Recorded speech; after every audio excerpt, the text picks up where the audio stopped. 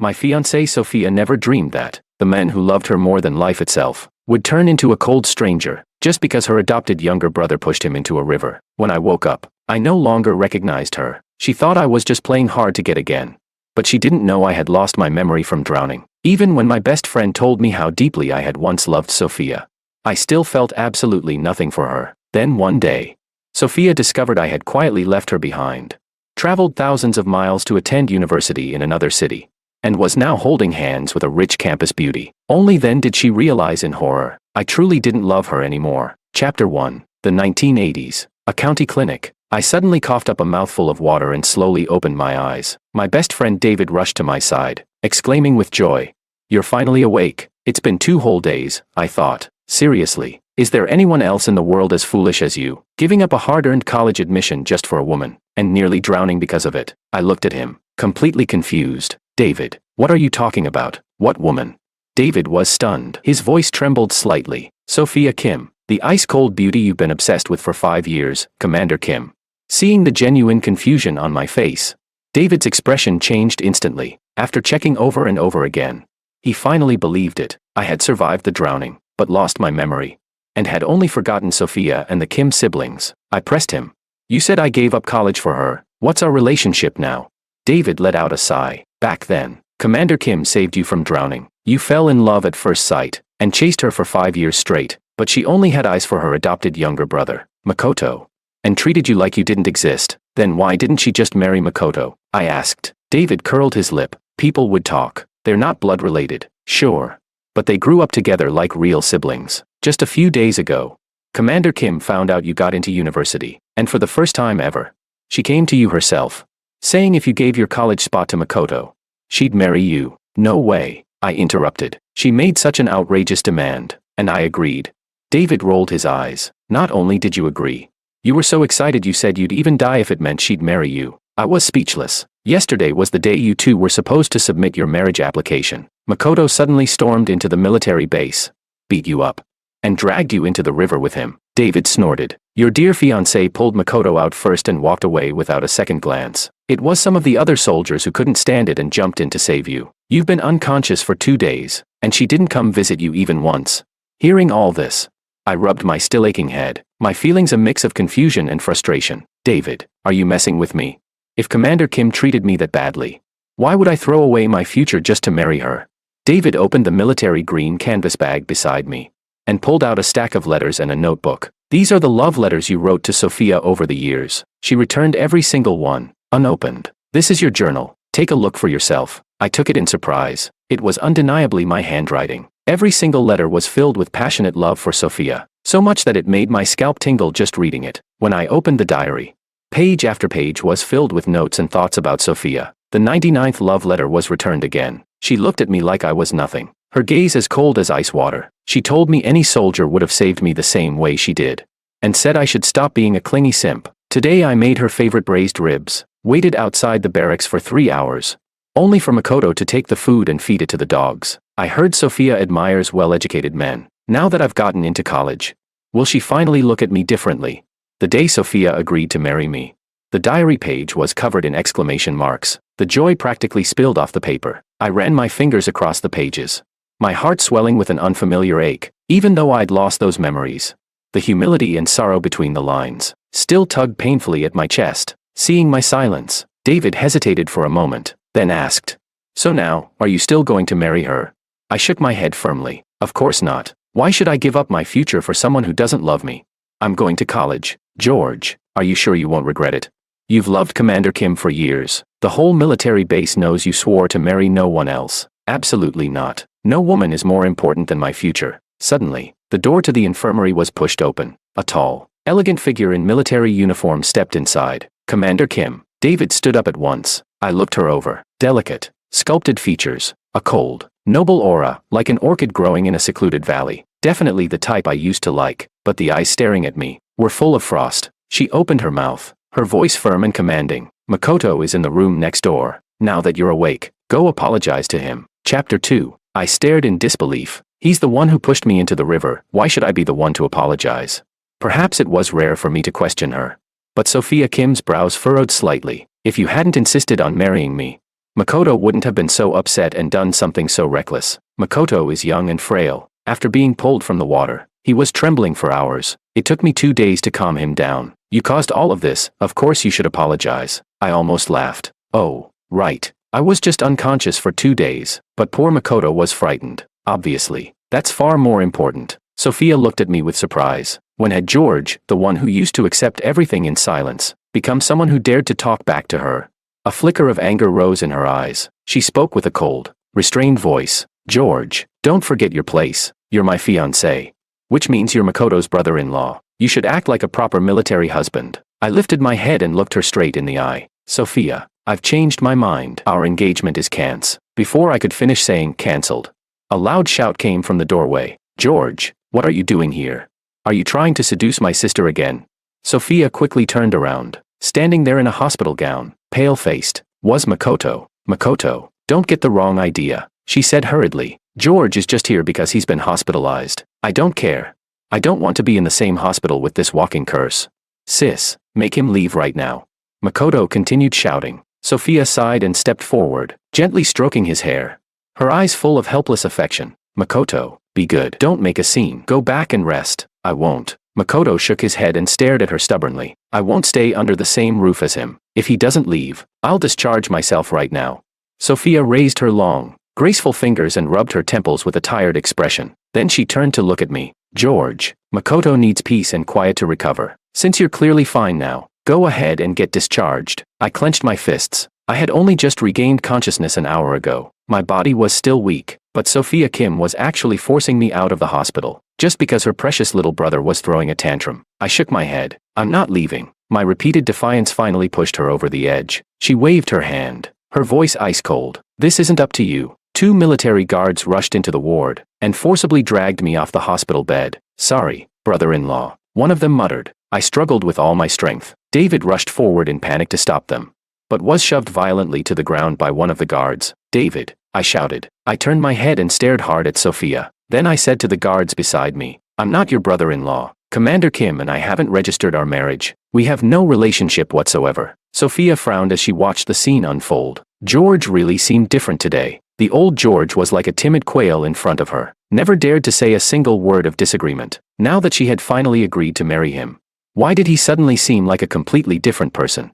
A chill swept through Sophia's heart. George, playing hard to get is such a childish trick. I'm not falling for it. Reflect on your behavior. If you're still like this when I return home, you'll be locked up in solitary confinement for a week. The guards dragged me out of the ward and threw me roughly into a military jeep, which sped away from the hospital. Chapter 3. I was thrown heavily onto the concrete floor by the guard, and behind me came the sound of a heavy lock clicking shut. Commander Kim said you're not allowed to take a single step out of here until she returns. I rubbed my shoulder and looked up to survey the room. This was clearly the bridal chamber Sophia and I were supposed to share. I had decorated it festively. There were red peonies and the Chinese character for double happiness printed on the enamel mugs on the table. I walked to the wall and ripped down the big red character for happiness with a forceful hand. This marriage, I'd rather die than go through with it. The next afternoon, Sophia finally came back. Looking at the utterly wrecked wedding room, Sophia was about to explode, but then seemed to suddenly understand something. She nodded and said, At least you know better than to provoke Makoto at a time like this. Our wedding will be postponed. We'll talk again after Makoto leaves for university. I was speechless at how she kept making decisions on her own. Commander Kim, I already told you, I don't want to marry you. The engagement is off. George, my patience has limits. I won't allow you to keep acting out like this. So what if you didn't save me from drowning? As the future husband of a commander, how can you be so petty about something so trivial? Maybe after all these years of relentless pursuit, Sophia no longer believed a word I said. Before Makoto's father died in the line of duty, he was my father's comrade in arms. Taking care of a martyr's orphan is my duty and responsibility. You're Makoto's brother-in-law. You should give him all your patience. Protect him. Love him. Do you understand? If you can't do that, you know what the consequences are. There was undisguised menace in her tone as she stepped closer, her shadow swallowing me up. I'm going to pick Makoto up from the hospital. You stay home and cook. Makoto said he wants chicken noodle soup. Before I could refuse, Sophia turned and left without looking back. I went into the kitchen, boiled water, and started making noodles, just like I had for the past 5 years, quietly, diligently, without complaint. But this time, I only made 1 serving. When Sophia and Makoto returned, what they saw was me sitting with a bowl of steaming noodle soup, eating with obvious satisfaction. The aroma of chicken filled the air, and Makoto couldn't help sniffing it in. He swallowed hard and glared at me with fury. You bastard. What are you doing in my house? Get the hell out. Sophia stopped Makoto from lunging forward and gently tried to soothe him. Makoto, don't worry. The engagement between the two of us has been called off. He turned around in surprise and delight. Sis, really? Sophia nodded firmly. Since you don't like it, we won't get married. You're still recovering. And George is here to take care of you as an apology. This cold-faced commander, known in the military for her decisiveness and iron will, only ever showed this rare tenderness in front of her younger brother. I gave a cold laugh and said nothing. I just kept eating my noodles in silence. Seeing my emotionless face, Sophia's expression darkened. George still dares to have an attitude. What are you standing there for? Go serve some noodles for Makoto and me. Only then did I slowly look up. I didn't make any for you. What? Sophia glared at me furiously. This man must have a death wish. How dare he joke around like this?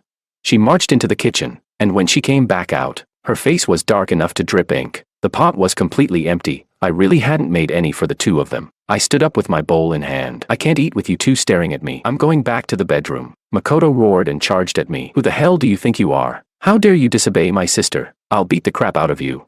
He gave me a hard shove. I stumbled, and some of the still steaming soup spilled out of the bowl and splashed onto his hand. He paused, stunned for half a second, and then let out an ear-splitting scream. Sis, that bastard scalded me with hot water. It hurt so bad. Sophia strode over with her long legs, quickly cupping Makoto's slightly reddened hand in hers, her brows deeply furrowed. George, you can't even hold a bowl properly. Apologize to Makoto right now. Meeting Sophia's cold and sharp gaze, I lifted my head and said, I didn't do anything wrong. Why should I apologize?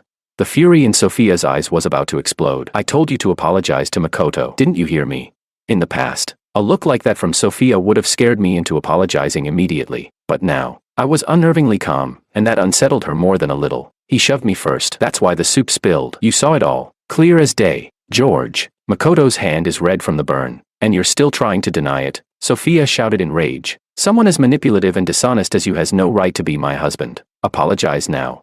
I stared at them both, and suddenly let out a laugh. Fine, I'll apologize, but not for what just happened. I raised the bowl, still half full of chicken soup and noodles, and dumped it all over Makoto. Aha! Makoto's scream echoed throughout the entire residential compound. Chapter 4. If the first time Makoto got scalded was 30% pain and 70% acting, this time, the pain was real. Real enough to bring tears to his eyes. You've gone insane. Sophia's eyes blazed with fury as she shot me a glare that could kill. When the hot soup was splashed, Sophia had been standing right next to Makoto, so now she, too, was covered in noodles, looking completely disheveled. Didn't you want me to apologize, Makoto? This time I burned you on purpose. I'm sorry, I said with biting sarcasm, staring at the two soaked figures. George, it seems I need to teach you a lesson. I'll make you understand what it means to be part of a commander's household. Sophia's voice carried an unmistakable chill. Her fierce gaze faded into something colder, detached, emotionless. It made me shiver. That look, like a lion eyeing prey it was about to tear apart. Sophia turned and stepped out of the room, calling over two guards. Wu, hold him down. Leo, go boil a kettle of water. Guard Wu twisted my arms behind my back and slammed me to the floor with a thud. My voice trembled. Sophia, what are you doing? Sophia didn't respond. She didn't even glance in my direction. Her eyes were fixed only on Makoto's tear-streaked face and trembling shoulders, full of distress and pity. The guard soon returned, carrying a steaming kettle. Pour the whole kettle over his arm, Sophia ordered. Expressionless. Ma'am, the guard hesitated. Commander, this water just came to a boil. It could cause serious burns. Makoto may have looked pitiful, but the soup earlier had been sitting for a while. It wasn't actually very hot. But this, a full kettle of scalding water. I couldn't even imagine the consequences. I struggled desperately to break free, but the arms holding me down were like iron clamps. Sophia's voice rang out, cold and commanding. Did you not understand my order, or are you thinking of disobeying a military command?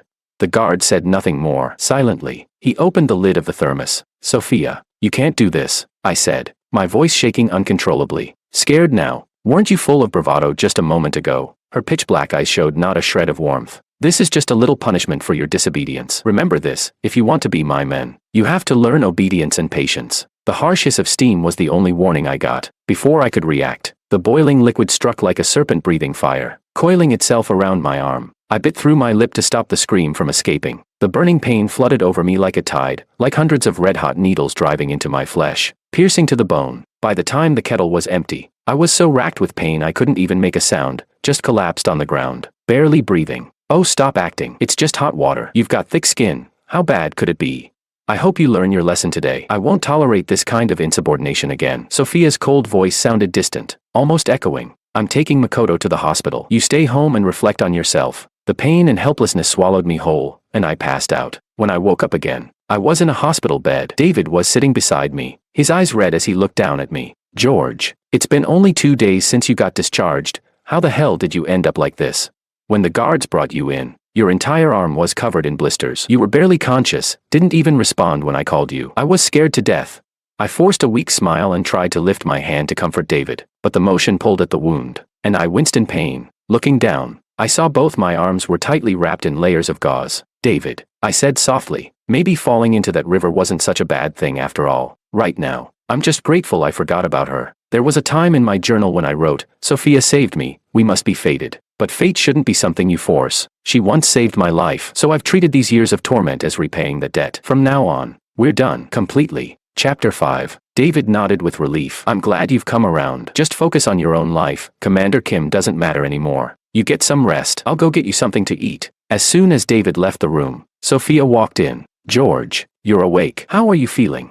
Her voice was unusually gentle, but to me, it sounded nothing but mockingly fake. "You ordered someone to burn me, and now you come in here pretending to care. What? Are you hoping I'll go apologize to your precious little brother again?"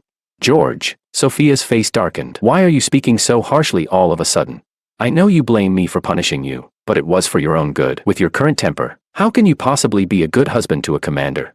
Her tone softened again. "How's your arm? Let me take a look. And next time, stop being so reckless." She reached out to brush aside the hair on my forehead, but I turned my head away. Her hand hovered awkwardly in the air. She was about to snap, but something stopped her. She swallowed her anger. "If you're feeling better, then go to No. 1 high school today and tell Teacher Song that you're giving up your college placement." So that was it. It was still about Makoto. I turned and stared at Sophia in silence. She looked slightly uneasy, but still spoke in a firm, commanding tone. "George, I'll keep my promise. Once Makoto goes off to college, I'll marry you." I stared at her quietly. I wanted to tell her that I wouldn't marry her, that I would go to university, get a job, explore the world, but in the end, I said nothing. I simply nodded. Sophia looked pleased. She became more convinced that all my previous resistance was just childish sulking, a desperate attempt to get her attention. After all, everyone in the base knew I loved her to death, that I'd do anything, die, even, just to marry her. "Good. Looks like you finally learned your lesson. As long as you stay this obedient, the role of a commander's husband will be yours." Sophia helped process my hospital discharge and brought me to No. 1 high school. 2 hours later, I walked out the school gates and got into her military jeep.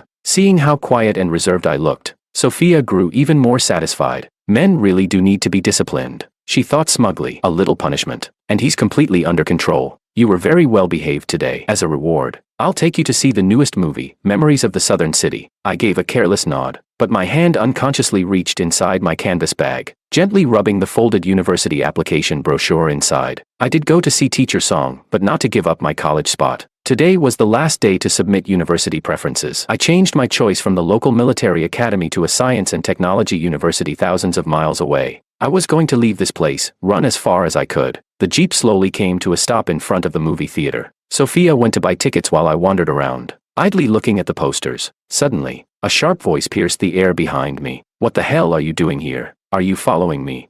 I turned around, and came face to face with a furious Makoto. He stormed over and grabbed my arm, dragging me toward the theater entrance. "I told you I didn't want to see you. Get lost."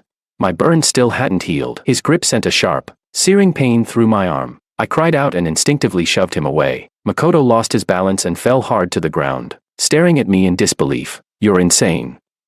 You actually pushed me. Aren't you afraid my sister will teach you a lesson?" "Makoto, what's going on? Is someone bullying you?" A familiar voice rang out, not far away. Sophia rushed toward us, panic written all over her face. Chapter 6. Sophia rushed over, trying to help Makoto up from the ground. Makoto, seizing the opportunity like a drowning man grabbing at a life raft, simply plopped back onto the pavement and started acting out. "Sis, George pushed me. I don't care. You have to punish him for me." "That's enough, Geor." Sophia had just begun to scold me when I cut her off. "What are you about to say?" "Let me guess, another demand that I apologize without even asking what happened first. And if I don't, you'll pour boiling water on me again." I shook the arm still wrapped in gauze, my expression full of mockery. The spot where Makoto had just grabbed me, some blisters had already burst. The fluid was seeping through the bandages, and it looked horrifying. Sophia's heart trembled for a moment. After a brief pause, she crouched beside Makoto and spoke softly. Makoto, be good. Let's not make a big deal out of this. I've already had him give up his military college spot for you. Let's consider that his way of making amends. You're about to fulfill your dream of going to college. I've kept my promise to your father. I've raised you into someone with a future. Makoto's eyes lit up instantly. Ever since the national college entrance exams were reinstated, many of his childhood friends had gotten into universities. He had wanted to go too, but he was lazy by nature and not too bright. No matter how much he tried, nothing stuck. Once he found out I'd been accepted, he threw fits day and night, demanding his sister take the placement and give it to him. And like always, no matter what he asked for, his sister delivered. This time was no exception. Makoto suddenly leapt up from the ground and threw his arms around Sophia's neck. I knew it. No one treats me better than you. I'm the luckiest guy in the world. Caught off guard, Sophia was momentarily flustered by the hug. She gently patted his head, then cautiously wrapped her arms around his shoulders, as if afraid she might damage a priceless piece of jewelry. I watched it all, but strangely enough, I felt no sadness, only confusion. Why hadn't I seen the intimacy between them before I lost my memory? Or had I known all along, but just kept lying to myself? Maybe sensing my gaze, Makoto let go of Sophia and looked down at me smugly. You're just a country bumpkin. You never deserved to go to college anyway. Giving that spot to you would have been a total waste.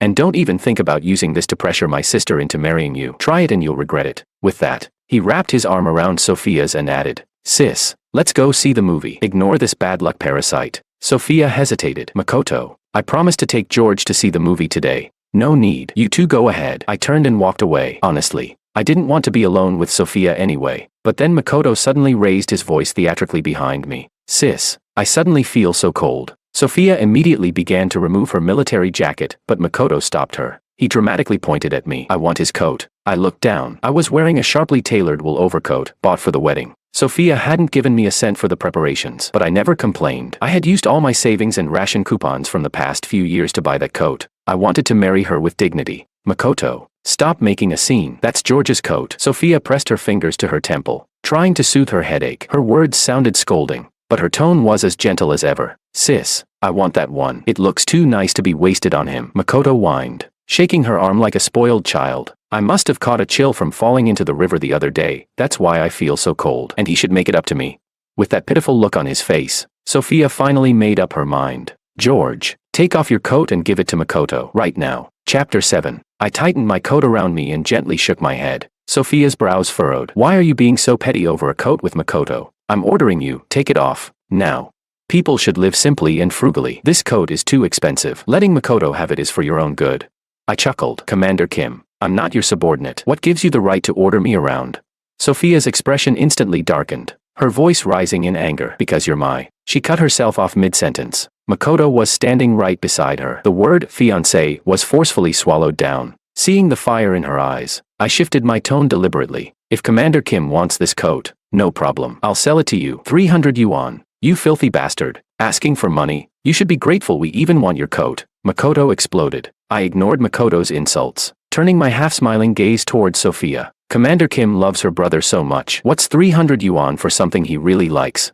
Sophia's expression turned stormy. Her voice was low and tense. George, I never thought you were such a money-grubbing person. Then you never really knew me. I've always been this way. The coat had cost only 150 yuan, but I wanted to disgust Sophia on purpose. Besides, I was heading off to college soon. I'd need money for everything, so why not seize this opportunity to get something out of it?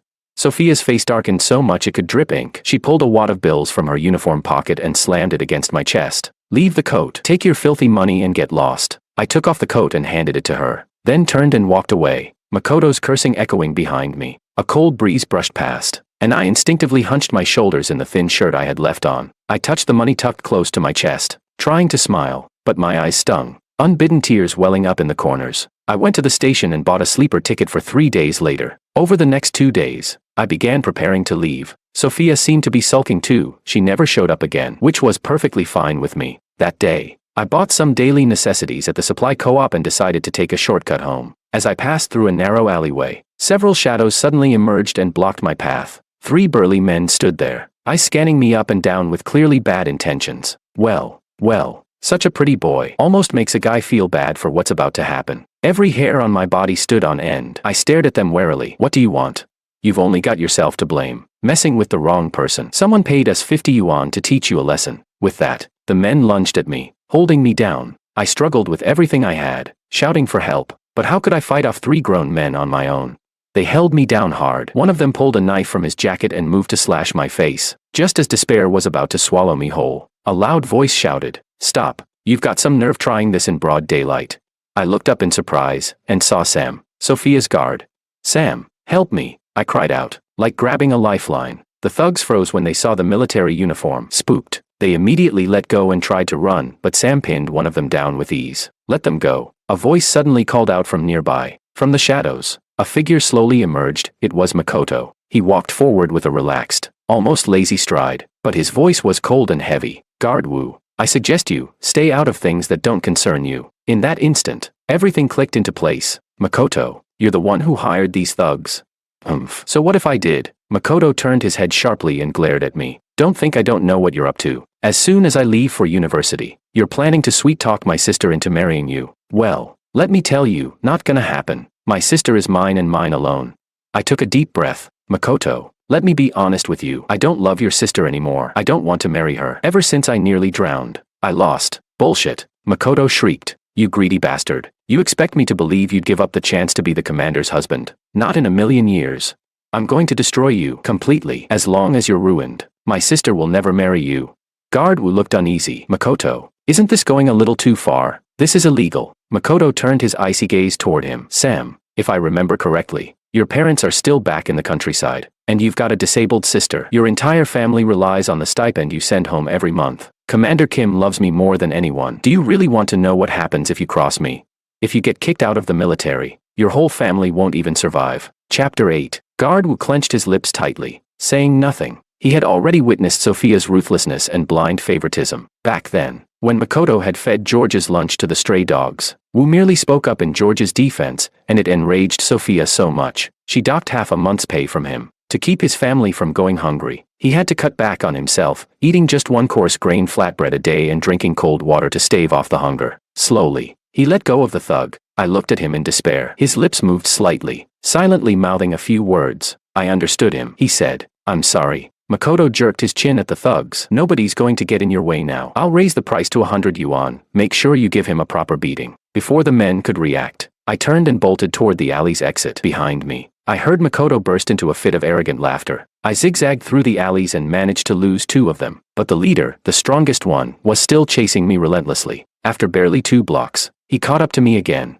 The men grabbed my arm with a wicked grin. My shirt sleeve was torn clean off, the front buttons ripped away. No matter how loudly I screamed for help, this time, no one came. In that moment of pure desperation, I remembered the fruit knife I had just bought, still tucked in my bag. I yanked it out and swung it toward him. He flinched back just in time, cursing loudly. His eyes stayed locked on me with resentment, but he didn't dare charge forward again, not while I held a blade gleaming with cold steel. Taking advantage of his hesitation, I turned and ran, fleeing the alley with every ounce of strength I had left. This time, he didn't follow. I sprinted all the way back home, slammed the door shut, and locked it tight behind me. Only then did I realize I was trembling all over. Like my bones had suddenly dissolved, I slid to the floor, collapsing in a heap. I don't know how long I sat there before pounding struck the door. "George, what the hell are you doing in there? Why did you lock the door?"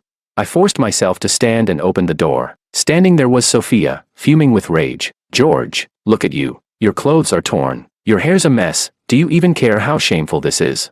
Do you have any idea what the entire camp is saying? That you've been fooling around with some street girl, doing disgusting things in broad daylight, right in some alley?" I didn't even have to guess where that rumor came from. "It's not true," I said weakly. "Makoto hired some thugs to rough me up." "George, not only do you refuse to admit your wrongdoing, now you're slandering Makoto too." Sophia's voice roared like a storm. "Yes, he's a little willful, but he's just a naive kid. He would never do something so vile." I laughed bitterly to myself. I was such a fool. Why did I even try to explain? When had she ever believed me?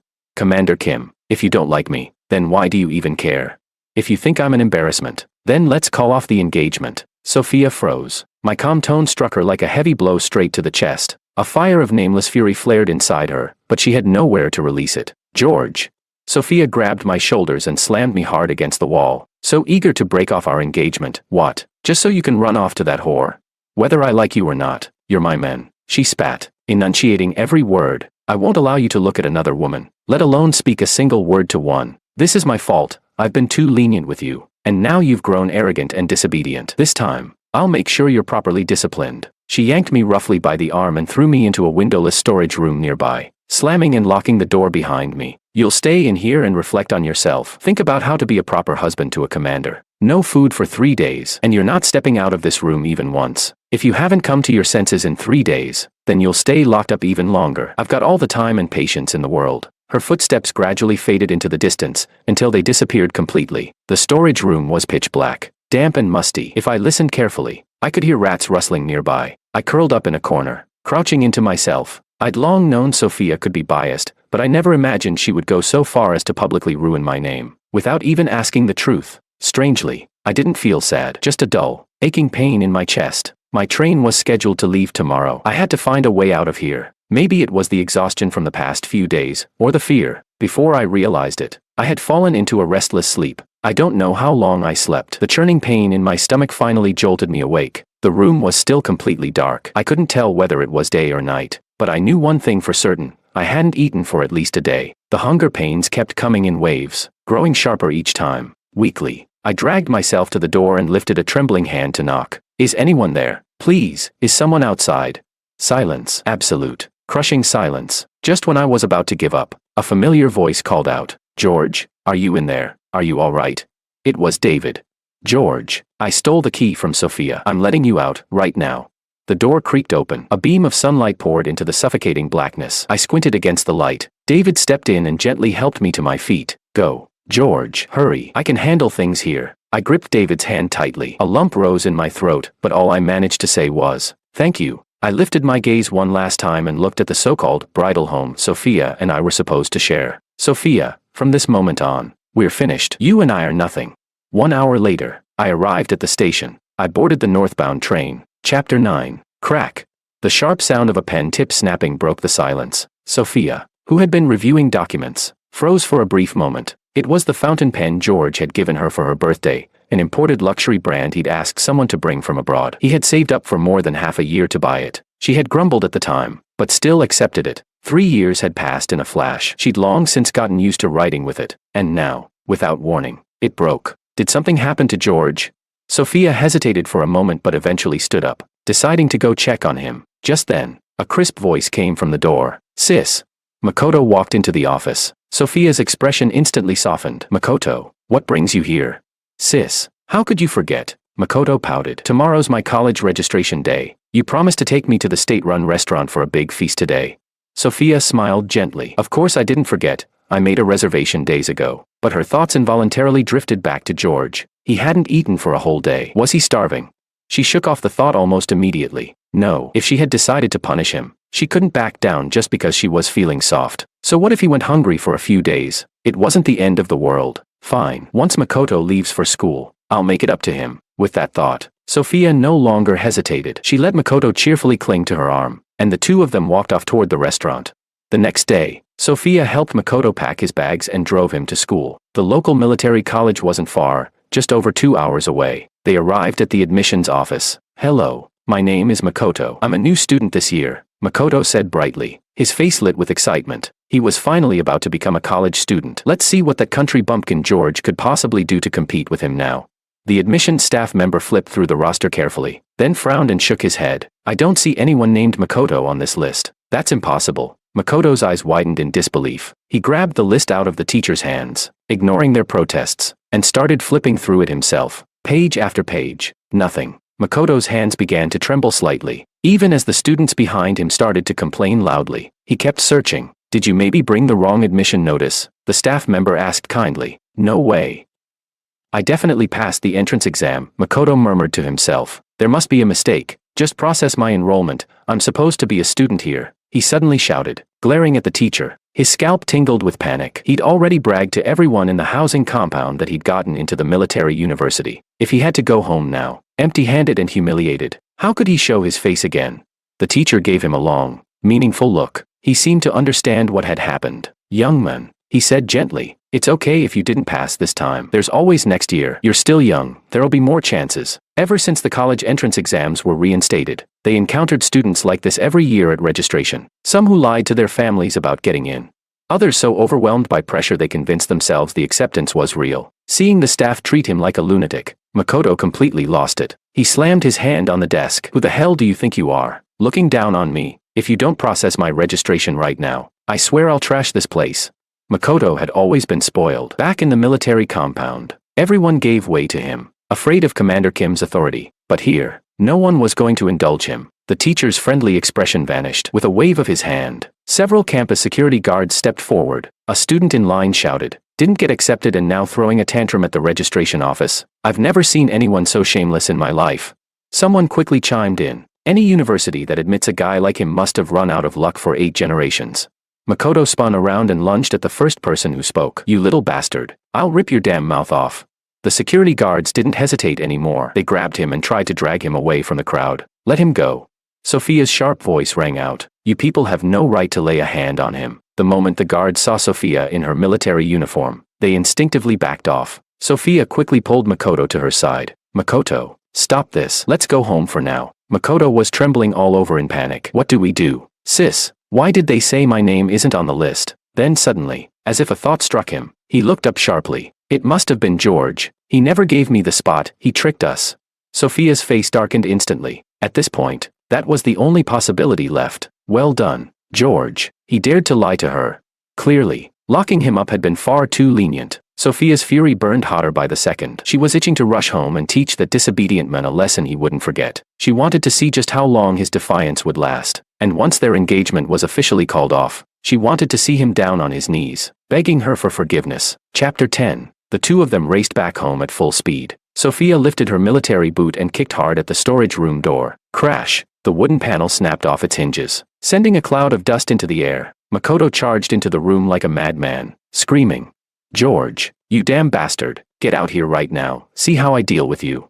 But before the words fully left his mouth, both of them froze. The room was empty. Sophia stiffened. Her heartbeat skipped a beat. She tried to suppress the sudden wave of panic, only for fury to surge up in its place. George actually dared to disobey her orders and escape during solitary confinement. Without her permission, who the hell had the guts to release him? Makoto lost it. "Sis, George did all this to me, and now he just ran off. You have to get revenge for me. Find him, turn this place upside down if you have to." Sophia gritted her teeth and ordered her subordinates. It didn't take long for the guards to find out who had stolen the key. It was David. When he was brought in, Sophia's face was so dark it looked like storm clouds were about to burst. As a civilian officer in the military, she said coldly, "You know very well what kind of consequences this will bring. You've aided and abetted him time and time again. George is as defiant as he is now. Half of that is your fault." But David wasn't afraid. He simply looked at her with a faint, mocking smile. Sophia Kim was trembling with rage. George had disobeyed her. And now even a low-level admin dared to look down on her.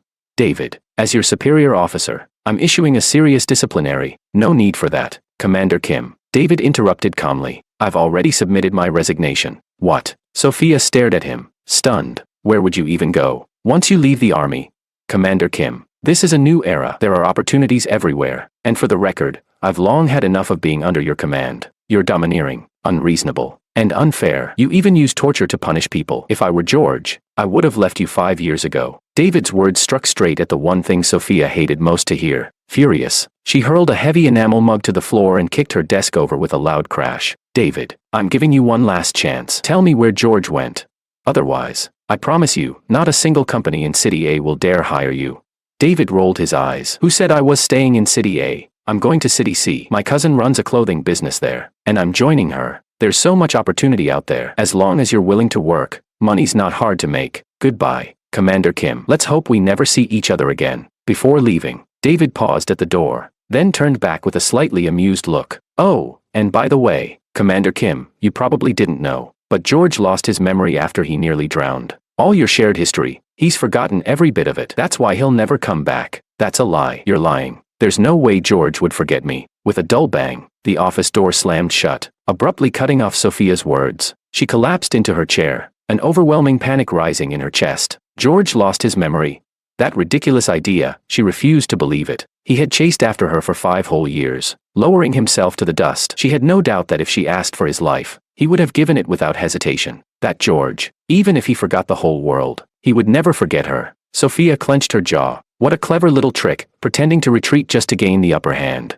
She had been too lenient with George. She'd let him grow bolder and bolder, so much so that he now dared to turn his back on her. Fine. Once she found him again, she'd make sure he paid the price. But where exactly had George gone?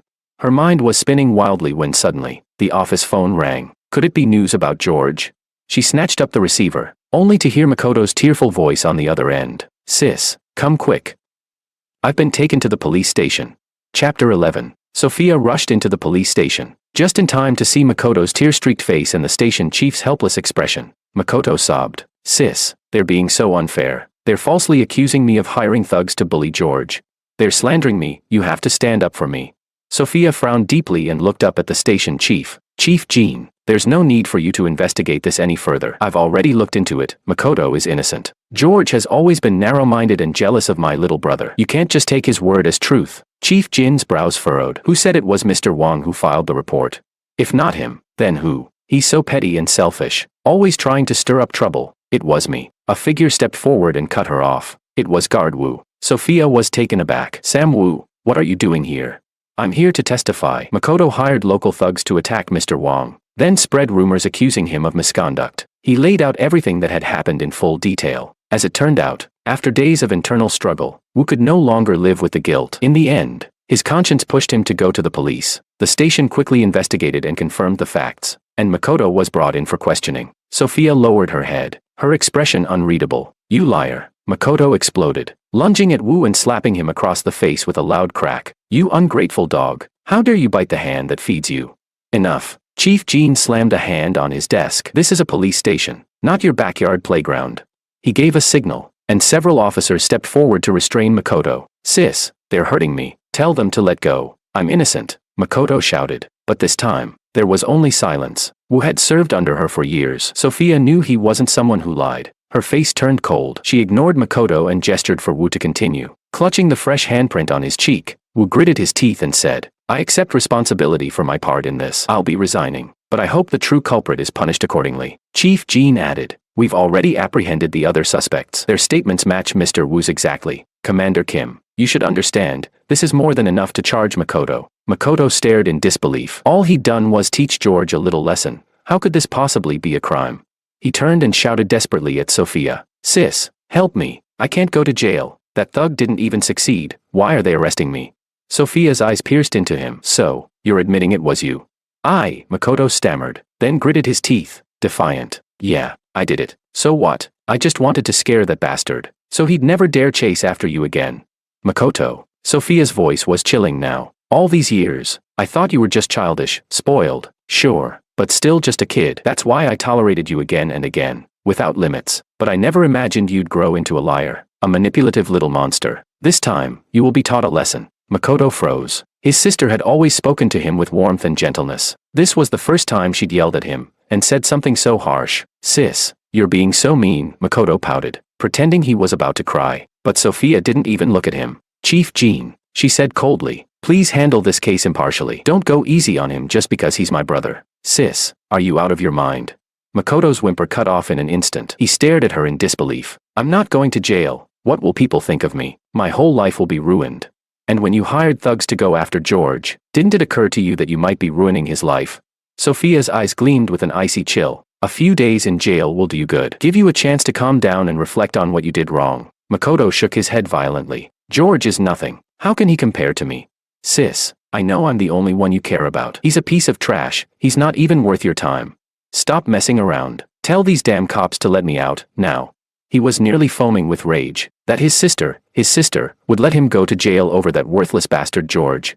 He would make George pay for this once he got out. He swore it. Makoto, George is my husband, and your brother-in-law. That's a fact you need to accept. From now on, I won't allow you to keep treating him with such disrespect. With that, Sophia ignored Makoto's cursing and screaming. She gave a few final instructions to Chief Jean, then walked out of the police station without once looking back. Chapter 12. Sophia sat in the jeep, a wave of guilt rising in her chest. She thought about how she had accused George of cheating without even hearing him out. About how she'd locked him, someone afraid of the dark, in the storage room for 2 whole days without food. George must have felt so wrong that he had no choice but to run away from home. She had, admittedly, been too harsh with him lately. Sophia made a silent vow. Once he came back home, she would no longer hold it against him that he hadn't given up his university spot or that he had left without telling anyone. If he behaved and acted obediently, she would keep her promise to marry him, fulfilling the biggest wish of his life. They would live happily ever after, as a loving and devoted couple. The thought made Sophia's lips curl into a small smile, but when she returned to reality, her mood quickly fell again. Where was George? Exactly. She had already ordered her subordinates to search for him, but they'd come up empty. Before she realized it, she had driven back to the staff compound. Sophia pushed open the door to George's room and froze. The small room was spotlessly clean. He had clearly tidied up before leaving, but it felt empty, devoid of any trace of life. Only a stack of letters sat neatly on the desk where George used to study. Sophia's throat tightened, an inexplicable sense of dread washing over her. It felt like something important was slipping away from her. She slowly reached out and picked up the letters. They were love letters George had once written to her. Sophia's hand trembled slightly. She had never opened these before, but she knew George had treated them like treasure. He carried them with him everywhere. But now, they were tossed aside like garbage. She opened one. Inside was George's familiar, tidy handwriting. I miss the soft smile between your brows, like petals drifting in spring that never quite fall. I miss the vastness in your eyes, hiding a world I could never reach. We've walked many roads side by side, and yet, I've never truly had you. Sophia, as if possessed, tore open one letter after another. They were full of George's love, but also his pain, his deep sadness and hopelessness. How could she have ignored all this? She sat there in a daze, stuck in George's room, obsessively reading the letters over and over. She thought about everything he'd done, everything he'd said. She forgot to eat, forgot to sleep, until the guard's voice jolted her back. Commander Kim, we found Mr. Wang's whereabouts. Sophia shot to her feet, a spark igniting in her eyes. Thousands of miles away, in the northern city, I had just finished evening classes and was holding a letter in my hand, staring in shock at the girl in front of me. She, on the other hand, seemed perfectly at ease and said playfully, "Why so surprised? Has Mr. Wang never received a love letter before?" "It's not that," I stammered, feeling my cheeks grow hot. Even though I had written Sophia 99 love letters, she had never replied, not even once. She hadn't even bothered to open them. This really was the first love letter I had ever received. I looked up instinctively at Willow. She was smiling gently at me, like warm sunlight in the depths of winter, soft and comforting. I suddenly thought of that cold, emotionless face, the one that only ever softened into a rare smile when Makoto was around. Why was I thinking of her at a moment like this? Since she was already forgotten, it had to be a complete forgetfulness. It had been a week since the semester started. I was majoring in materials science, busy yet fulfilled. Those unbearable past memories rarely crossed my mind anymore. Right in front of me stood Willow, the class monitor of my major, sunny and adorable, also captain of the debate team. Many boys in the department secretly liked her, but she, of all people, treated me with special kindness. Blushing, I returned to the dorm holding the letter. Amid my roommates' teasing, I carefully read the love letter word by word. Inside was an artistic little poem, ending with an invitation to watch a movie together. I slightly lifted the corner of my mouth and silently agreed to the date in my heart. The next day, Willow was waiting promptly downstairs at the dorm. The moment she saw me, her eyes sparkled as if stars were twinkling inside. "Do you want to watch Old Stories of the Southern City? It's been out for a while now. Have you seen it?"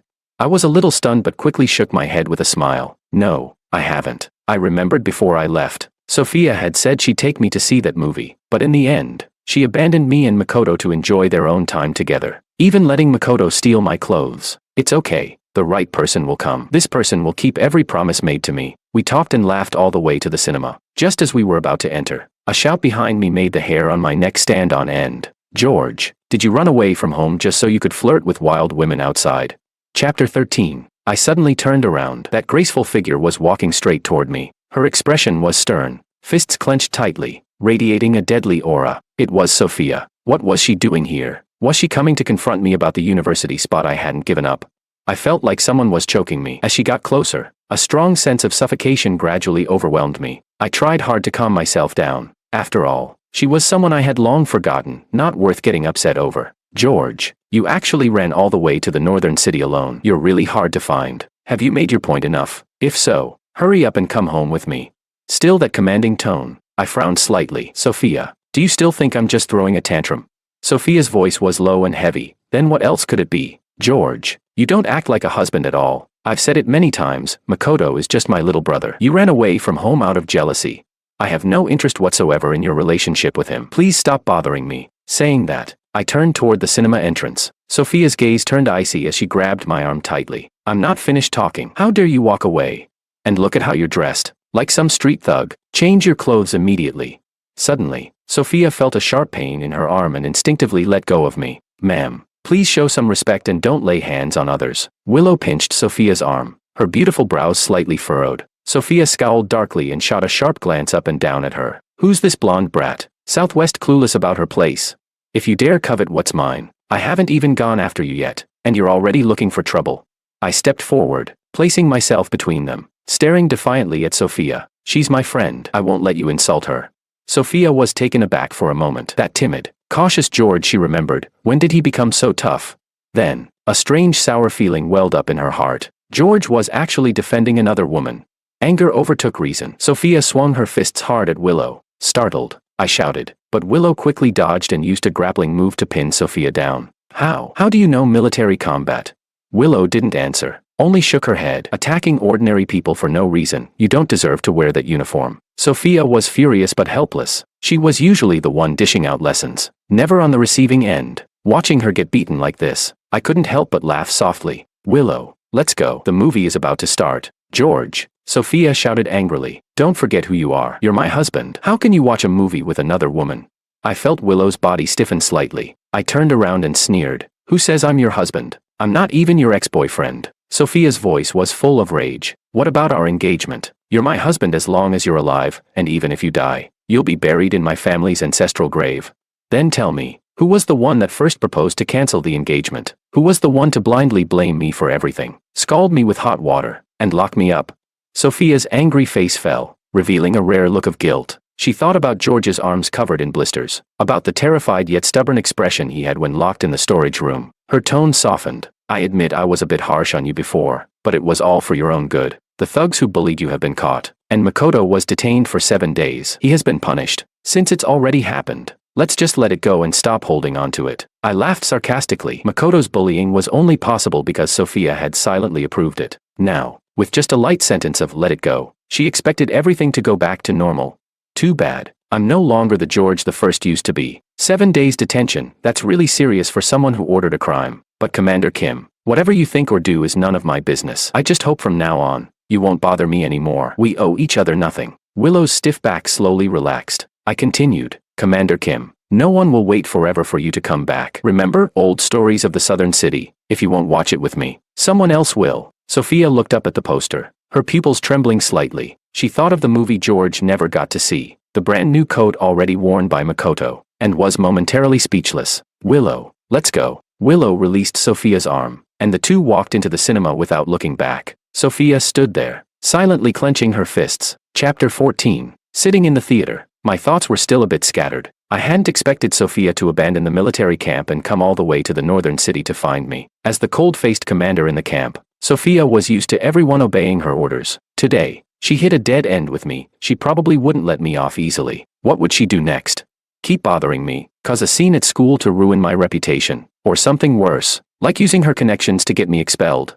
Nervously, I fidgeted with the strap of my canvas bag. George, don't be afraid. A pair of fair hands covered mine, gently holding my slightly trembling fingers. I looked up and met Willow's burning gaze. You don't know, she's the commander. She has many ways to torment me. Willow, I'm afraid you'll get dragged into this. With me here, no one will hurt you. Trust me. Willow's gentle yet determined voice had a kind of magic, and I instantly calmed down. I smiled. I trust you. In the days that followed, Willow and I grew closer and closer. Though I wasn't ready to start a new relationship, I gradually developed feelings for this playful and adorable girl. We attended classes together, studied together, and occasionally went shopping or to the movies, just like a typical campus couple. Willow was a local from the northern city. Several times she tried to hint that I should meet her parents, but I always refused with a smile. Having a second chance, I wanted to focus on studying hard and didn't want to think about those things too soon. Willow respected my wishes and gradually stopped bringing up meeting her parents. One day, Willow had to take leave from school due to family matters, so I went to class alone. Just as I stepped out of the dorm, a figure suddenly rushed at me and grabbed my hair fiercely. George, you shameless homewrecker, give my sister back. After the initial shock, I recognized the person. It was Makoto. His hair was disheveled, his face pale, and his narrow eyes filled with resentment. What kind of potion did you feed my sister? She personally sent me to jail and abandoned her work to come find you thousands of miles away.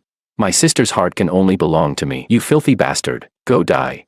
Makoto cursed and slapped me hard. 5 red fingers quickly bloomed across my face, and pain surged. It was school time. and the passing students were drawn by the commotion, gradually gathering around. Come look. This is the guy who stole my university spot and seduced my sister. Someone this shameless should be expelled. The onlookers started whispering and pointing at us. I didn't say a word. Grabbing Makoto's collar, I raised my arm and slapped him twice in return. Makoto was stunned. Why you dare hit back?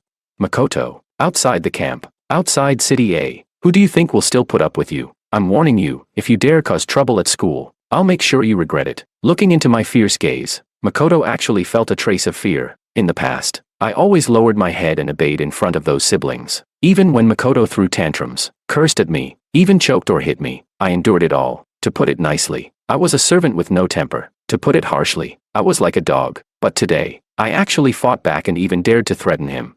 Makoto let out a howl. You not only impersonated me to get into university, seduced my sister, but also hit me. This is outrageous. The crowd grew larger, and some who knew me gathered, eyeing me critically. Makoto, if you accuse someone, you need proof. You say you got into university, so tell me, how do you pronounce the 26 English letters?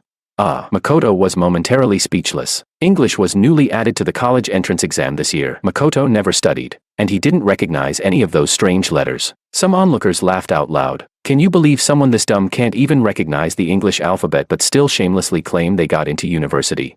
How embarrassing. You better find a hole to crawl into. Ignoring Makoto's face flushing red and pale in turns, I continued. Besides, since neither of you are married, why can't I date your sister? You keep saying I stole your sister, but is it because you have inappropriate feelings for her? As soon as I said this, the crowd erupted in shock. Chapter 15. No matter the era, such behavior against human ethics is never accepted by society. The classmates looked at Makoto with disdain. Makoto's face flushed red and then pale. She's not my real sister. We don't. So you admit you have inappropriate feelings for her? I pressed on relentlessly. Whatever abnormal relationship you two siblings have is none of my business. But if you keep disturbing my life, I'll spread your dirty secrets all over the northern city. Unable to bear the scrutinizing gazes any longer, Makoto lowered his head, covered his face, and ran away. The crowd gradually dispersed, and I breathed a sigh of relief. He was just a paper tiger, loud but weak inside. Why was I ever so afraid of him? After calming myself, I was about to go to class, but just as I reached the classroom door, two people in uniform stopped me. George, right. Someone reported you for suspected intentional injury. Please come with us to the police station to cooperate with the investigation. I clenched my fists. This Makoto really wouldn't let go. Walking into the police station, there was Makoto, sitting with his legs crossed and a mocking expression. Officer, he hit me. Many classmates can testify. Arrest him and throw him in jail. Mr. Wong, is Mr. Makoto's accusation true? Chief Lee asked seriously. I took a deep breath. I didn't intentionally hurt him. It was self-defense. Makoto was the first to attack. He's lying. Don't listen to his lies. I didn't hit him. Chief Lee rubbed his temples, disturbed by Makoto's sharp voice. We can't arrest someone without evidence. Let's go to the school gate and find some witnesses. No. Makoto panicked. He was the one who first attacked me in front of so many people. If witnesses came forward, it would expose him. Chief Lee, don't you believe me anymore? Makoto's voice suddenly turned cold. When you were under my sister's command, she took good care of you, right? Now that you've been transferred to the northern city, you've turned your back on her. My heart tightened, so they actually knew each other. Chief Lee hesitated. Commander Kim has always been grateful for my support, but as chief, I must enforce the law impartially. Makoto regained his confident smirk and lazily picked up the phone nearby, glancing at Chief Lee with a half smile. Should I call my sister and tell her you're bullying me? Commander Kim was famously protective of her brother. Everyone in the camp knew it. Offending Makoto was even worse than offending Sophia herself. There would be no good outcome. Years ago, a soldier once casually called Makoto arrogant and unreasonable, which enraged Makoto. Sophia punished that soldier by making him run 20 laps under the blazing sun until he fainted on the field. Chief Lee gritted his teeth. So, you mean, send him to jail? That's unlikely. Even if he did hit you, the most he would get is a few days detention, nowhere near jail time. Makoto's eyes rolled dramatically before he sneered. At least notify the school that George was detained for fighting off campus and have him expelled. Makoto, don't push your luck, I snapped. I couldn't believe how malicious he was, trying to get me kicked out of school. If I can't go to university, then neither can you. He lifted his head defiantly. Seeing Chief Lee hesitate, I quickly stepped forward and grabbed his sleeve. Officer, he really was the one who started it. My classmates can all testify. Please don't call my school. I barely got into university. I want to keep studying. Chief Lee paused for a few seconds, then slowly pulled his hand away. George, you are detained for 7 days for fighting and will be reported to your school for further action. Chief Lee, I looked at him in despair. Chief Lee avoided my eyes and simply waved his hand, signaling his subordinates to call the school. I felt weak all over and staggered, about to fall to the ground, when suddenly a pair of hands steadied me. George, are you all right? Chapter 16. I looked up to see Willow's worried face. I heard from some classmates what happened. They said you were taken to the police station. So I rushed over to find you. I shook my head slightly. What good would it do to tell her? I was already suffering alone. I didn't want to drag innocent people into this. Maybe in this life, I was doomed never to escape the siblings' control. Miss Lu, what a surprise to see you here. Chief Lee's surprised voice sounded. Lu, miss. Before I could react, Chief Lee was already wearing a broad smile as he approached. Does Minister Lu have any instructions? Just one call and we'll handle it. No need for you to trouble yourself by coming here in person. Uncle Lee, Willow said casually, warm but not overly familiar. This Mr. Wang is my friend. I want to ask, what law did he break exactly? Well, Chief Lee was at a loss for words, then slapped his thigh. A misunderstanding. Just a misunderstanding. His expression hardened as he ordered his subordinates. I don't know if you even investigated properly. How dare you arrest a friend of Miss Lu? Release him at once. If there's nothing else, I'll take Mr. Wang away now. Our classes are tight. We can't be delayed. Willow gently pulled me, still confused, and was about to leave. Stop. You're not allowed to leave. Makoto rushed forward to block us, furious. Chief Lee, how can you let them go? Aren't you afraid my sister will give you trouble? Faced with Makoto's questioning, Chief Lee dropped his earlier polite demeanor and spoke coldly. Sir, please stop making a scene and obstructing official duties repeatedly. He lowered his voice, grinding his teeth. This is the northern city, not City A. Some people are beyond you and me, and beyond Commander Kim's enemies. Makoto's mouth twitched slightly. He was used to bossing others around. In the military camp, Sophia was absolute authority. Everyone feared her. He never imagined that there were higher powers. A low-ranking commander meant nothing in the competitive northern city. Just then, a panting figure appeared suddenly at the door. George, are you all right? As soon as I heard, I came over immediately. Sophia's gaze landed on Willow holding George's hand and instantly flared with anger. Willow twisted her mouth. Good timing, Commander Kim. Only showing up after things are resolved. George almost got expelled because of your dear brother. Please settle your family matters and stop bothering George. You. Sophia clenched her fists in fury but knew she couldn't lash out unfairly. She turned coldly to Makoto. 7 days detention is too light for you. I will send you back to your hometown and you're forbidden to set foot in the camp ever again. Makoto could hardly believe his ears. Sis, you're kicking me out? The countryside is dirty and stinky. I don't want to go back. Sis, I know I was wrong. Please forgive me. Makoto's voice turned pleading, but Sophia said nothing more, only looking at George with a hint of sadness. Willow, let's go. I didn't spare her a glance, simply gently hooked my arm around Willow's. As we left the police station, I looked at Willow with some curiosity. Willow, what exactly does your family do? Is your uncle really close with Chief Lee? In my eyes, Willow usually lived simply, just like me, a poor student. Whenever she mentioned her family, she only said her parents were ordinary workers. Willow affectionately stroked my hair. My father works at the Ministry of Public Security. Strictly speaking, Chief Lee is his subordinate. Thinking of the Minister Lu Chief Lee mentioned earlier, I sucked in a sharp breath. George, I was wrong to keep it from you. I just don't want to live under the shadow of my ancestors. I want to rely on my own effort to live the life I want. Today is my father's birthday, so I took leave to celebrate. I didn't expect to run into this kind of trouble. I'll watch over you from now on and won't let you be wronged again. Moved. I met Willow's burning gaze and nodded with a smile. Chapter 17. At a guest house in the northern city, a drunken Sophia kept pouring drink after drink for herself. Since George left, she had lost count of how many times she had gotten herself drunk. Sobriety brought unbearable pain, forcing her to recall all of George's tender, lingering affection. And now, all of that had been given to someone else. Her heart felt hollowed out, desperate and cold.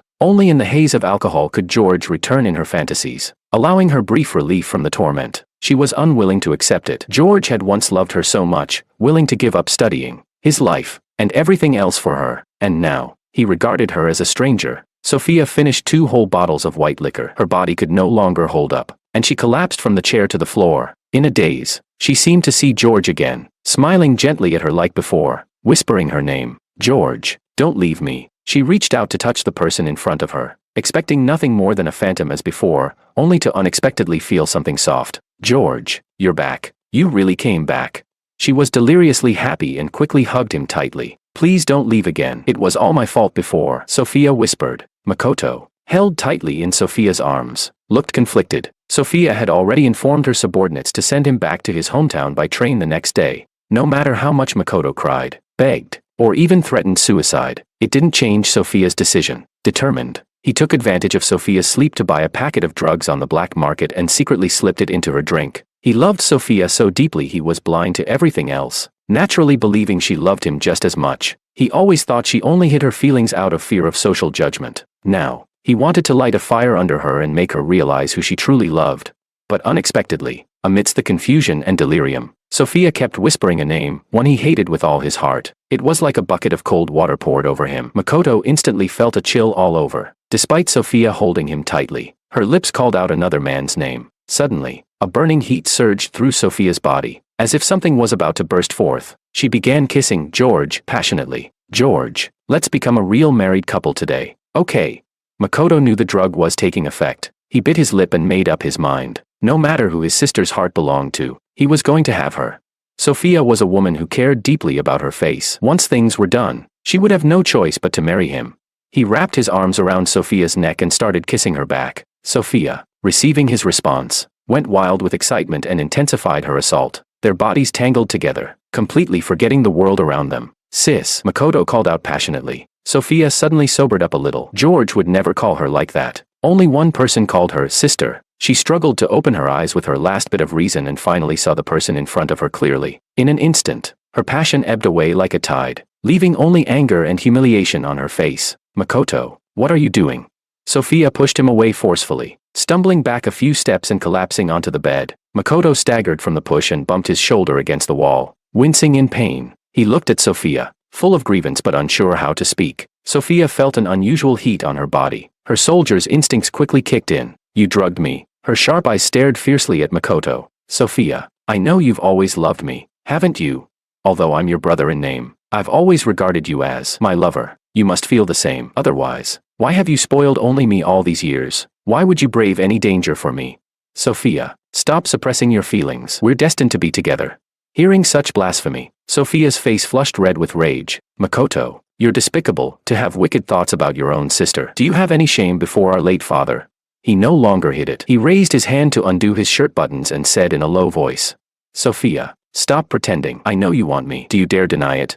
Looking at Makoto's pale neck, the burning sensation returned once more. Watching Sophia's changing expression, Makoto smiled triumphantly and slowly stepped toward her. Just as his arm touched her chest, Sophia drew a dagger from her waist. What are you doing? Makoto was startled and instinctively dodged. The next moment, the dagger pierced Sophia's own thigh. She bit her lip hard, swallowing back a scream. Sharp pain surged through her, and at the same time, the burning heat began to fade as clarity slowly reclaimed her mind. I told you, my lover, my husband, this life will only have George. I cared for you only because I pitied you. Without a father, I never loved you. Sophia spoke each word deliberately. She once thought she had special feelings for Makoto. Otherwise, why would she always protect and spoil him?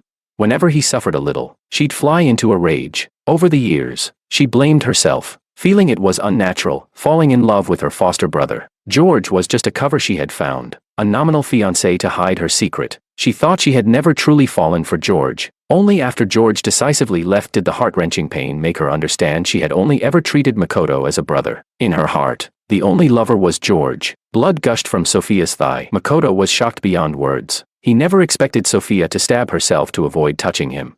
Humiliation and anger surged through him. Why? How was he any less than George?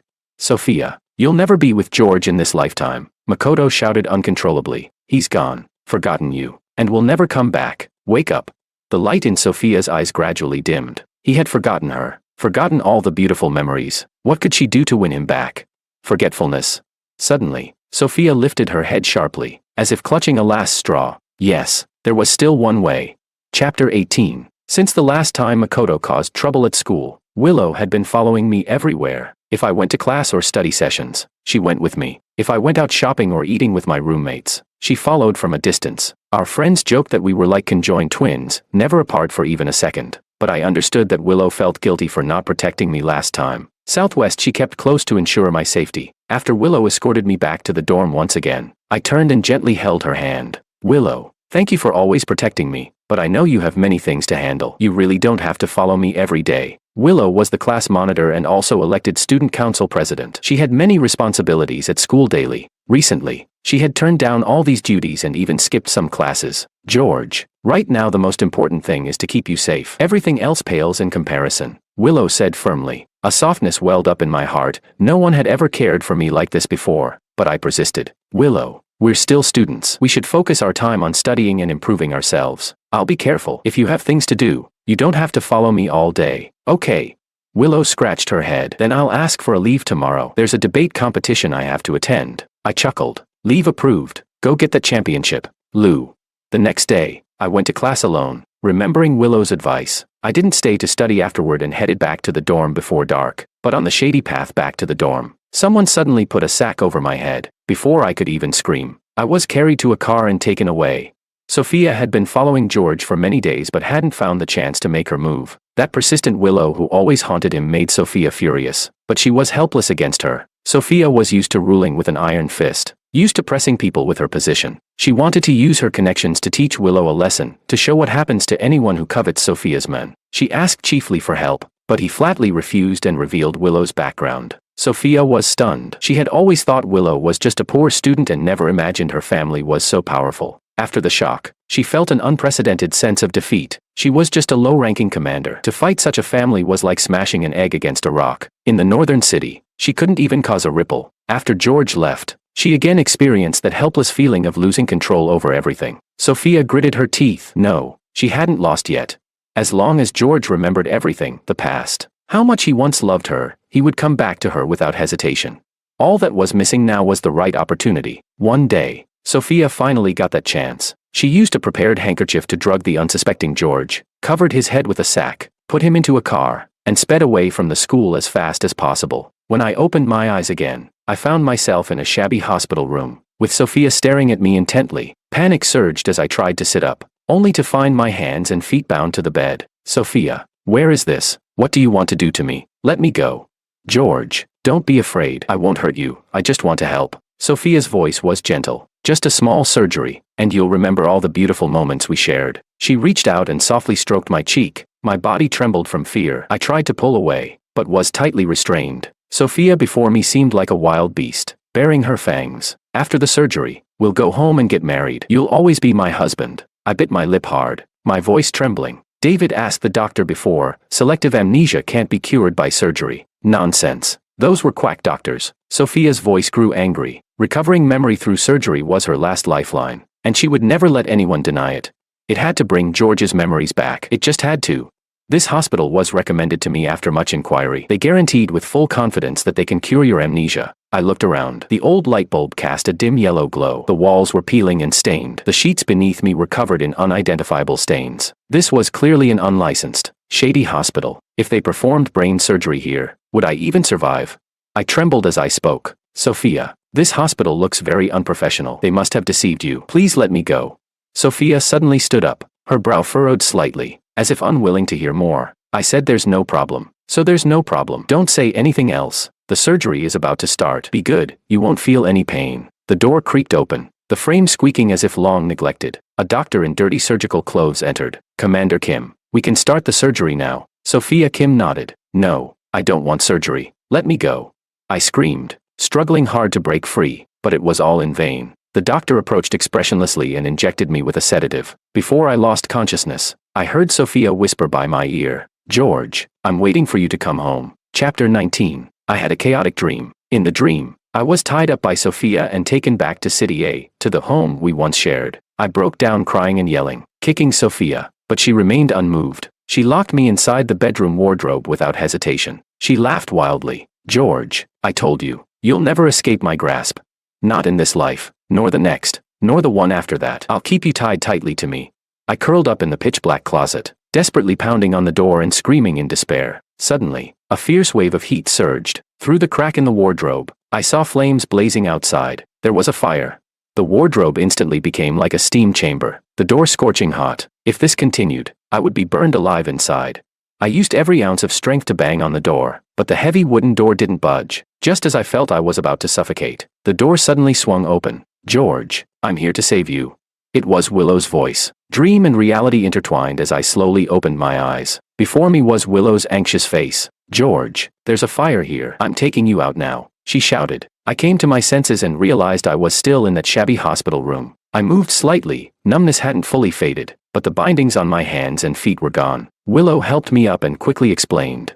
When I arrived, the fire had already started, and you were alone in the ward. The doctor must have discovered the fire before starting surgery and abandoned you. Her voice turned bitter with anger. That Sophia is outrageous. She forcibly brought you to such a place for surgery. Doesn't she realize how dangerous it is? Suddenly, I cried out and lifted my arm just in time to block a falling beam. My arm was struck hard, and I groaned in pain. George! Willow screamed, trying to lower me to check my injury. I'm fine. Willow, let's get out of here. Willow gritted her teeth and quickened her pace. I knew Sophia was violent, domineering, and stubborn, but I never imagined she'd be this extreme, kidnapping me to a hospital and risking my life to force surgery on me. What did she even think I was? She never considered me an independent person, only her possession, just an object, at most a cherished toy to be obtained by any means necessary. If I once held even a trace of sympathy or regret for Sophia, now all I felt was disgust. This person was never worthy of love. Willow carried me in her arms and dashed out of the fire. Once we reached a safe place, Willow quickly checked my injuries. Fortunately, nothing serious, but still worried. She decided to take me for a full medical examination. Just after we left, a frantic figure dashed into the burning building like an arrow released from a bow. George, where are you? I'm here to save you.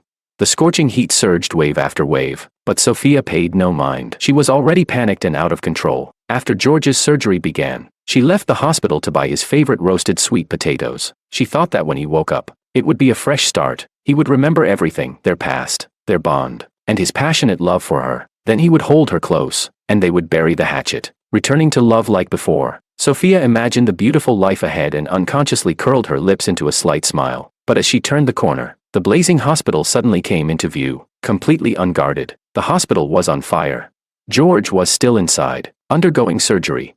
She threw down what she was holding and ran into the hospital like a whirlwind. She shouted George's name loudly but got no response. George's operating room was on the second floor, but the stairs were already completely blocked by flames. Sophia clenched her fists and charged up the stairs without hesitation. Even if it meant death, she was determined to save George. Stop, a familiar voice called out. Sophia turned in surprise, but it was Makoto's face she saw. His expression was fierce, eyes full of resentment as he stared at Sophia. You love him so much, that you'd risk your life for him.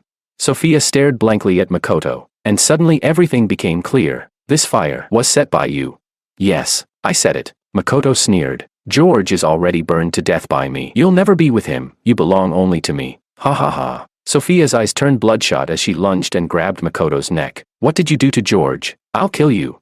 Makoto's face turned bright red from being choked, but the smile on his face grew wider. Sophia, we will die together. Perfect. The flames gradually engulfed them both. Chapter 20. Willow sat by my bedside, opening a thermal lunchbox and feeding me spoonful by spoonful of slow-cooked pork rib soup. Willow, I'm really fine. You don't need to worry so much, though the doctor said after the checkup that there was no major issue. Willow insisted I stay hospitalized for a couple more days for observation. No way. Willow's tone was firm. Even though you weren't injured, you inhaled a lot of smoke. We still need to observe you for a few days to be sure. She felt deeply guilty about what happened and blamed herself for not protecting me well enough. I didn't say anything and obediently drank the soup. Suddenly, a reckless figure burst in. George, thank goodness you're okay.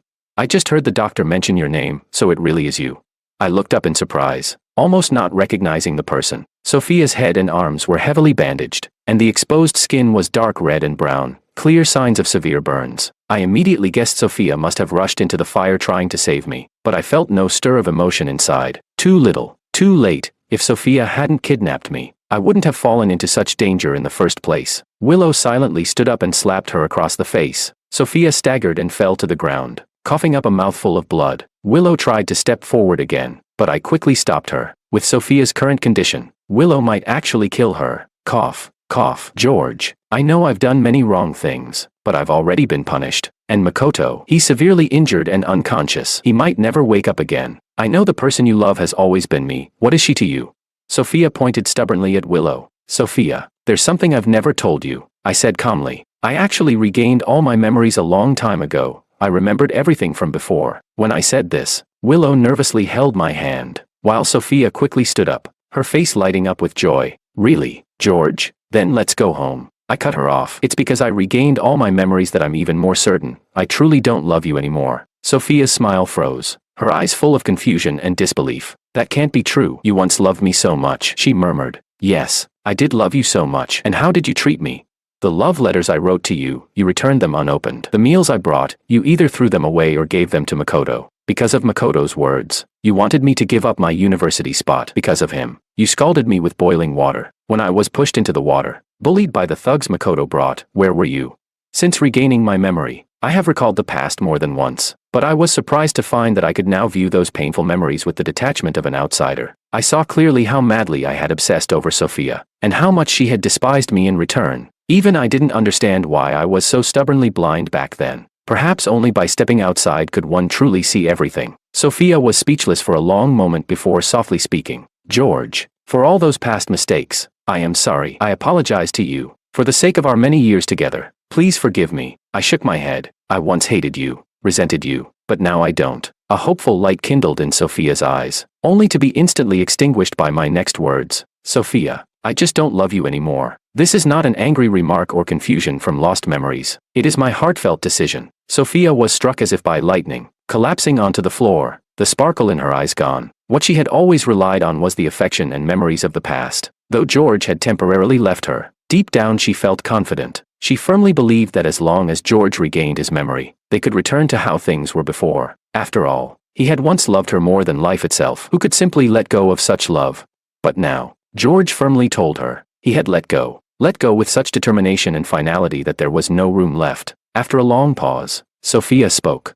George, I'm sorry. I won't bother you anymore. She bit her lip, propped herself up with her burnt hand, and stumbled out of the hospital room. In the empty corridor, Sophia finally couldn't hold back her tears and sobbed uncontrollably. Everything was her fault. She had personally buried her relationship with George. The way things had come to be was entirely her own doing. She had completely, and forever, lost George. Chapter 21. Sophia kept her promise and didn't appear before me for the next 3 years. As Willow and I approached graduation, we received a once-in-a-lifetime opportunity. Both of us, as outstanding students, were awarded full scholarships to study abroad in the United States. It was a time of great change. Knowledge-hungry youths eager to learn advanced experiences in developed countries was a shared dream. Willow and I accepted the opportunity without hesitation. Together, we arrived in the U.S., continuing our studies in a picturesque coastal city. I deeply understood the value of knowledge and how education could change one's fate. Like a sponge, I absorbed all the knowledge I could reach. After classes every day, I would carry my backpack to the library and study late into the night. By my side, Willow was always there, silently guarding me. Every time I looked up from my books, I would see Willow quietly reading beside me, a calm and beautiful sight. The years were peaceful, the present stable. It was all I could ask for. After 2 years of study, Willow and I, with excellent academic results, both applied for doctoral programs at the same university. In our second year of the PhD, we held a simple yet warm wedding at City Hall. I slipped the ring onto Willow's ring finger, my voice trembling with emotion. Willow, marrying you is the luckiest thing in my life. I will spend my life loving, tolerating, and protecting you. In front of our teachers and classmates, we embraced happily. Soon after, I received a wedding invitation from David. After years of hard work, David had established several trading companies, exporting products abroad, and had become the king of foreign trade in City C. When he first arrived in City C, private trade was not fully liberalized, so he pushed his goods on a tricycle to various city corners, setting up street stalls. He endured wind and sun, often dodging management officials. During this time, he met his current partner. After market liberalization, they started from scratch and gradually built their business empire. Holding the invitation that had traveled across the ocean, I pictured the determined, never-give-up young man. It was David who cared for me tirelessly during my 2 hospital stays and who risked stealing the key from Sophia so I could escape to freedom. No matter where I was, I knew I had to attend this wedding. Landing in City C, stepping once again onto this familiar land, I felt somewhat disoriented. To save money, I hadn't returned home for 4 years. Everything seemed a bit unfamiliar. David, busy as the groom, sent a car to pick up Willow and me. The cityscape flew by rapidly. Watching the ever-changing city, I was full of emotion. The car stopped at David's residence, a grand 3-story house. Hearing the car, David, halfway through his makeup, rushed out of the yard shouting, "George, I've missed you so much." I laughed and hugged him tightly. "You silly giant, still so reckless." David glanced over my shoulder at Willow, his tone suddenly tinged with jealousy. "No wonder you haven't come back to see me all these years. Some beauty has taken you away." I laughed and playfully hit him, and the two of us tussled playfully. Suddenly, from the corner of my eye, I noticed a figure under the shade of a tree, someone vaguely familiar. Curiously, I looked up. The person was looking back at me, eyes full of longing yet sadness. George. Chapter 22. After parting ways at the hospital, Sophia knew she no longer had the face to see George again, but whenever she thought of the past, her heart felt like it was being pricked with needles. She lived each day in a daze, her days and nights reversed. She dreamed that George was still by her side and would wake up smiling, only to find the space beside her empty. When the pain became unbearable, she would go near the school just to catch a distant glimpse of George, but every time she saw him with Willow, her heart felt as if it were being crushed by a giant hand, suffocating. The person who should have been by his side was supposed to be her. Later, the military couldn't tolerate her neglect of duty any longer and issued an order. If she didn't return to the camp, she would be dismissed. Helpless, she obediently went back and stayed in the unit for a while, but her heart was completely elsewhere. She wandered through each day like a zombie, no longer the confident and spirited woman she once was. She made many mistakes at work, because of her past arrogance. Many had long disliked her and seized this opportunity to report her to superiors. She was given a serious reprimand and demoted repeatedly. Now just an ordinary soldier, after dreaming of George once more, she boarded a train to the northern city. She didn't hope to say anything to him, not even to see him from afar. Just one glance would be enough. But she heard news that broke her spirit. George had gone abroad. Her military status blocked any chance of visiting him overseas. Would she never see him again in this lifetime? She felt as if struck by lightning, not knowing how she left the school or fell into a river. She only knew she woke up in a hospital room, rescued by a kind passerby. Although she could swim, she didn't try to save herself after falling into the water. Maybe she wanted to feel the suffocation and despair George once felt. Later, she did many bizarre things. She scalded her own arm with boiling water. She walked through the snow in thin clothes. She locked herself in a dark, windowless storage room for 3 days and nights. Everyone thought she had gone mad. Only she knew that by punishing herself this way, she could feel a little better. Deep inside, she secretly hoped that since she had realized her mistakes and paid for them, George might come back to her. She lived like a ghost for 2 years until a few days ago when she overheard a comrade invited to David's wedding. Her whole body shuddered. George and David were best friends. He would definitely come to the wedding. She was right. The moment she saw George again, a rush of blood surged through her body, and she felt like she was about to faint from excitement. But when she saw the other woman holding his hand, her heart froze inch by inch. Sophia didn't know what to say, and mechanically spoke. "George, how have you been these past few years?" "Makoto, he's dead. Complications from severe burns and widespread infection." I shook my head. "I don't want to know anything about you and your brother." Seeing an old acquaintance stirred no emotion in me anymore. I was now a bird soaring in the sky, no longer lingering in sorrow over the past. Sophia licked her dry lips and was about to say more, but a flash of light stabbed her eyes. She saw the wedding ring on my ring finger. "George, you're married?" she asked in shock. I nodded gently, looking down at the diamond ring on my hand, as if recalling some happy memory. A faint smile appeared on my lips. Sophia stared blankly at that smile. It was the smile she once wanted to protect for a lifetime, the smile she lost in her youthful recklessness. But as long as he was happy, wasn't that enough? "George, congratulations on your wedding. I wish you a lifetime of happiness." Leaving those words behind, Sophia clenched her teeth, turned around, and stumbled away. After David's wedding, Willow and I returned to the US to finish our studies. 3 years later, we both earned our doctorates. In the end, we chose a university in the northern city to continue our research projects. Life was happy and warm. From now on, a lifetime for just the two of us. No old dreams will linger in my heart again.